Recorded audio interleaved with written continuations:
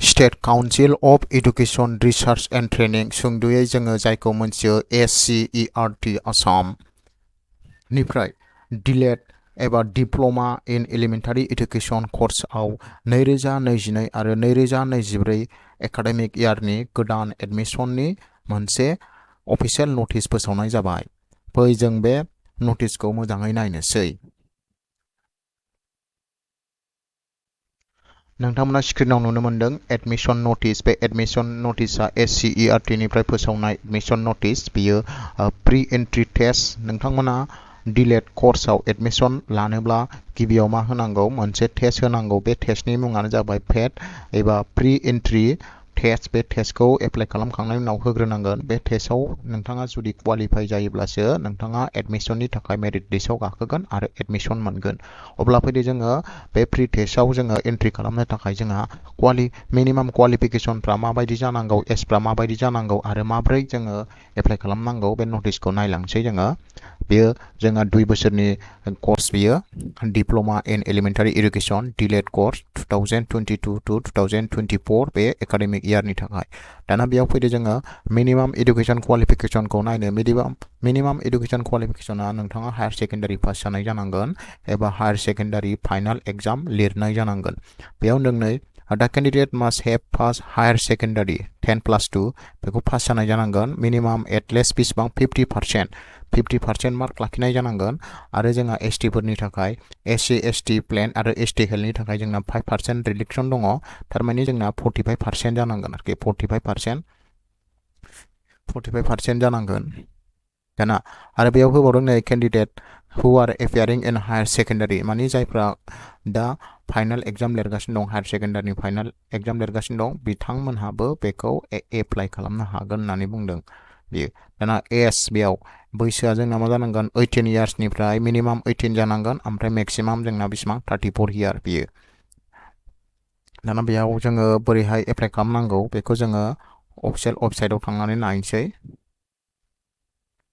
बेयाव होदों जोंहा हाउ टु एप्लाइ। जों माबोरै एप्लाइ खालामगोन? जोंना मोनसे साइट होनाय दंखायो, नैबे साइट। बेयो SCERT.ped.in बे साइटआव थांबानो अफिसियेल साइटआव हाबगोन आरो अफिसियेल साइटआव जोङो थांनानै एप्लाइ खालामनो हागोन जों पेडनि थाखाय। एप्लिकेशन फिस हिसाबै जों बेसेबां होनांगौनो? 600 नांगोन, 600 रुपिस होनांगोन। ओमफ्राय नैबेयाव होनाय दंखायो इम्पर्टेन्ट डेट्सफ्रा। जोंहा इम्पर्टेन्ट डेट्सना बेयाव दङ। 1 नम्बराव अपेनिं अफ 1 नम्बराव दङ अपेनिं of online submission of application. जोङो एप्लाइआ 22 मार्च 2022 दिनैनिफ्राय बियो स्टार्ट जाबाय, आरम्भ जाबाय। ओमफ्राय लास्ट डेटआ फैगोन बेयाव नै क्लसिं अफ अनलाइन साबमिसना बेसेबां? 10 एप्रिलना लास्ट डेट। ओमफ्राय डाउनलडिं अफ एडमिट कार्ड जोंना पेडनि थाखाय एबा एन्ट्रि टेस्टनि थाखाय जोंहा एडमिट कार्ड डाउनलड खालामनांगोन, टेस्ट होनांगौ नालाय। बियो 20 मे आव जोंहा मा डाउनलड खालामनांगोन। ओमफ्राय date of pre entry test पेड टेस्टआ जोंना जागोन माला? 29 मे सानडे गोग्लैयो। बेयाव जोङो टेस्ट जागोन। बे टेस्टखौ जों होनांगोन। बेनिफ्राय बे टेस्टनि रिजाल्टखौ माला डिक्लेयार खालामगोन? 24 जुनाव डिक्लेयार खालामगोन। 24 जुनाव डिक्लेयार खालामखांनायनि उनावहाय मेरिट लिस्ट होगोन। मेरिट लिस्टआव जायफ्रा गाखोयो बिथांमोना बे D.El.Ed कर्सनि थाखाय एडमिशन लानो मोनगोन। अब्ला फैदो जोङो अफिसियेल साइटआव थांनानै जोङो नायबावनोसै। अफिसियेल साइटआव थांनो थाखाय जोङो नैबे बे लिंकआव थुनांगोन। बे लिंकआव थुबानो जोङो अफिसियेल साइटआव हाबहैगोन। अब्ला अफिसियेल साइटआव बिदि फैबाय नै state council of education research and training बिदि। बेयाव लिरदों नै submissions of online application to appear in pre test पेड 2022 इज अन गयिं। दिनैनिफ्राय आरम्भ जाबाय नै। बेयाव अपेनिं अनलाइना 22 होनाय दंखायो। ओमफ्राय क्लसिं डेटआ 10 एप्रिल 2022। ओमफ्राय डाउनलडिं अफ एडमिट कार्ड 20 मे निफ्राय डाउनलड मोनगोन एडमिट कार्डखौ। ओमफ्राय टेस्टआ जोंना माला जागोन? 29 मे 2022 सानडे गोग्लैयो। ओमफ्राय रिजाल्टखौ 24 जुनाव डिक्लेयार खालामगोन। दा फैदो हाउ टु एप्लाइ। जों माबोरै एप्लाइ खालामनांगौ बे लिरनाय दंखायो नै। बिफोर एप्लाइंग अनलाइन किप दा following point in mind. Apply खालामनायनि सिगां जों मा बाथ्राखौ गोसोआव लानांगौ?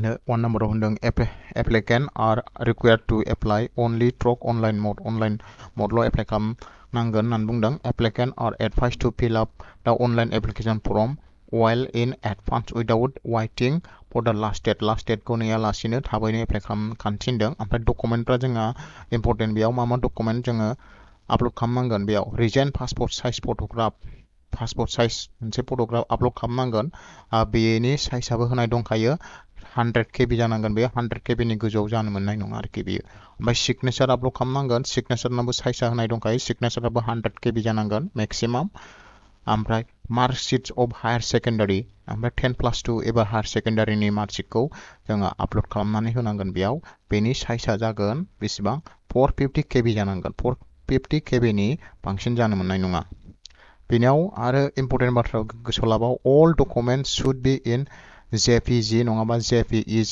फर्मेटाव जानांगोन PNG फर्मेट आरो PDF फर्मेट जाबा जानाय नङा बेयो ओमफ्राय एप्लिकेशन फिसाथ' होनाय दंखायनो एप्लिकेशन फिसा बेसेबां 600 दाननांगोन जों टेस्टनि थाखाय टक अनलाइन होनांगोन बेखौ बिदि एजआ मिनिमाम एजआ 18 इयार्स आरो मेक्सिमामाव 34 एक्स रिलेक्सना जोंना SC आरो ST हेल्पफोरनि थाखाय 2 इयार्स रिलेक्सन मोनगोन बियो मिनिमाम एडुकेशन क्वालिफिकेशनाबो होनाय दंखायो मा 10+2 पास जानांगोन बे हायार सेकेन्डारि पास जानांगोन एबा हायार सेकेन्डारिनि फाइनाल एग्जामखौ लिरनाय जानांगोन बियो ओमफ्राय पार्सेन्टेजआ बेसेबां जानांगोन मिनिमाम 50% जानांगोन नाथाय जोंना SC ST फोरनि थाखाय बेसेबां 5% जोंहा मा रिलेक्सन मोनो एबा जोंना 45% जानांगोन आरोखि बे होमबा जायफोरा एडुकेशन क्वालिफिकेशना मिलायो आरो एप्लाइ खालामनो सानदों बिथांमोना नैबे रेजिस्टार बटनाव थुनानै गावखौनो रेजिस्टार खालामनानै लादो ओमफ्राय